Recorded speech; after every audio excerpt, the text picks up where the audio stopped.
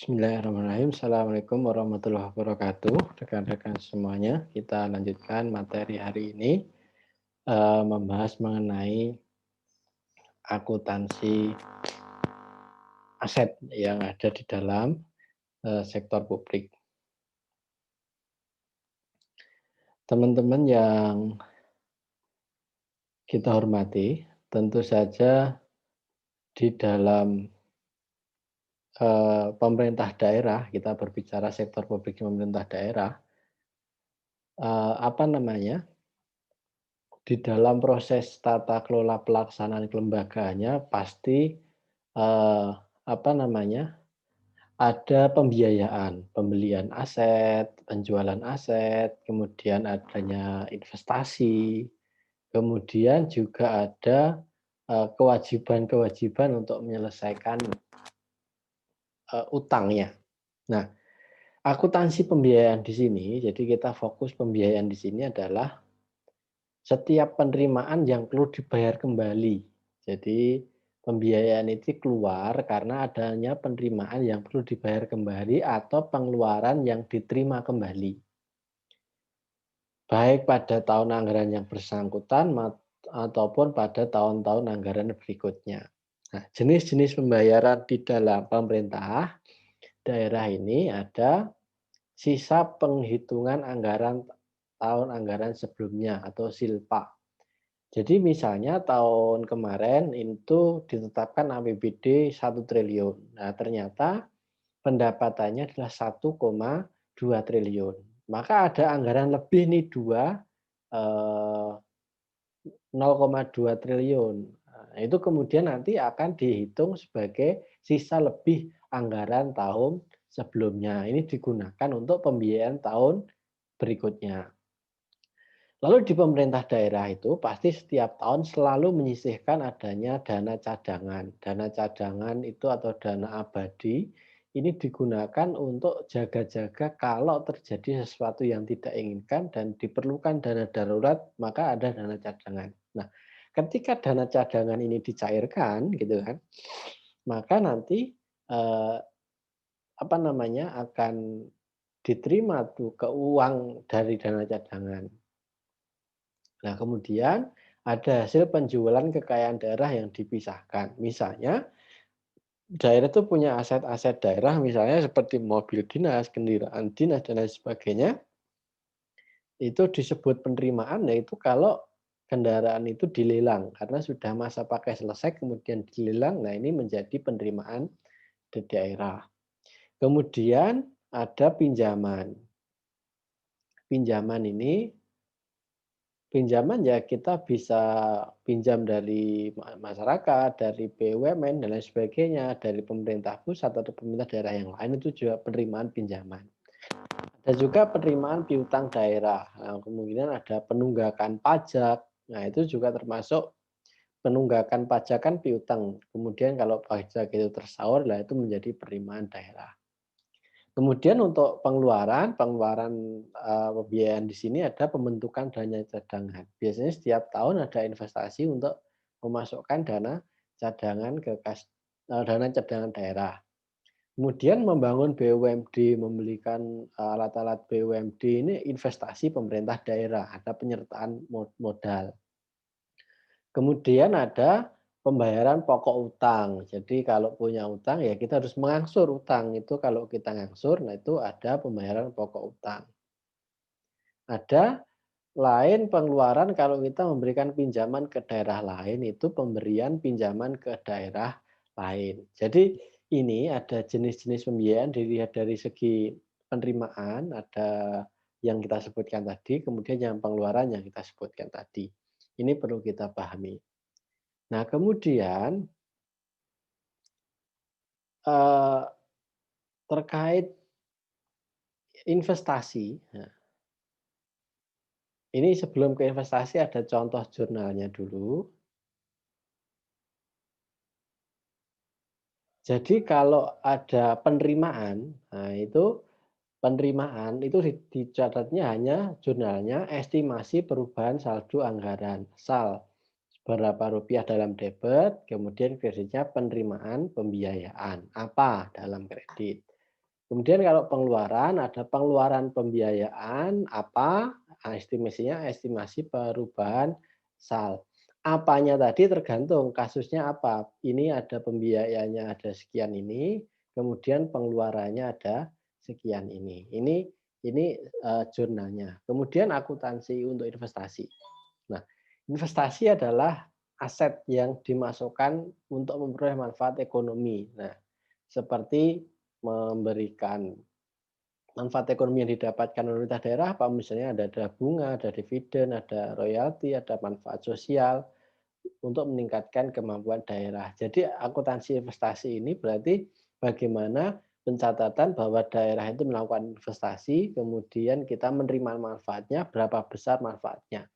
Nah, dalam investasi tentu ada diklasifikasikan ada investasi jangka panjang dan investasi jangka pendek. Nah, untuk investasi jangka pendek itu diharapkan dapat dicairkan segera, dimiliki selama 1 tahun atau kurang untuk menjaga manajemen kas. Resikonya rendah. Contohnya investasi dalam saham atau investasi dalam obligasi. Kemudian kalau investasi jangka panjang itu adalah untuk mendapatkan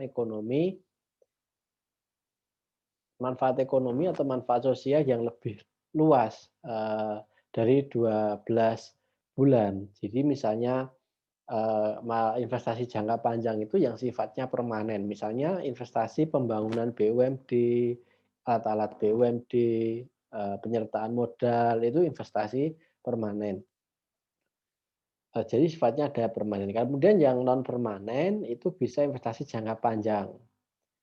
Contohnya adalah ya pinjaman jangka panjang, dana bergulir, investasi dalam proyek pembangunan.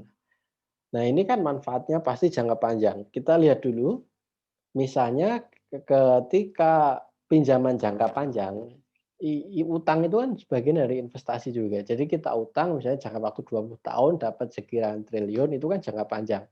Diharapkan nilai nilai uang itu kan selalu turun ya, kemudian kalau utang saat ini nilainya 20 triliun, diharapkan 20 triliun lagi kalau sudah digunakan untuk pembangunan, untuk jalan, itu memberikan manfaat ekonomi yang lebih kepada masyarakat. Nah, itu adalah contohnya dari investasi jangka pendek, jangka panjang terkait investasi. Kemudian, prinsip pengukuran kalau investasi jangka pendek itu dicatat sebagai nilai perolehan. Kemudian kalau investasi jangka panjang dicatat sebagai biaya perolehan termasuk biaya tambahan lainnya. Kemudian di sisi investasi permanen dicatat sebagai biaya perolehan itu meliputi harga transaksi, investasi berkenaan ditambah biaya lain yang timbul dari perolehan investasi berkenaan. Kemudian kalau investasi non permanen, investasi dimaksudkan tidak untuk dimiliki berkelanjutan, dinilai hanya sebagai nilai perolehan saja. Kemudian investasi dalam bentuk dana talangan untuk penyertaan perbankan yang akan segera dicairkan dinilai sebagai nilai bersih yang dapat direalisasikan. Kemudian penanaman modal pada proyek-proyek pembangunan pemerintah daerah itu juga termasuk investasi non permanen. Nah, bagaimana perlakuan pencatatan investasi di daerah tersebut? Ini kita contohkan pencatatan investasi dalam buku jurnal finansial. Adapun contoh pencatatan investasi oleh pemerintah daerah di dalam buku jurnal finansial adalah kalau ada investasi jangka panjang, misalnya pembelian alat untuk BUMD, ya investasi jangka panjang sekian triliun di debit, kreditnya kas di kas daerah karena kasnya berkurang.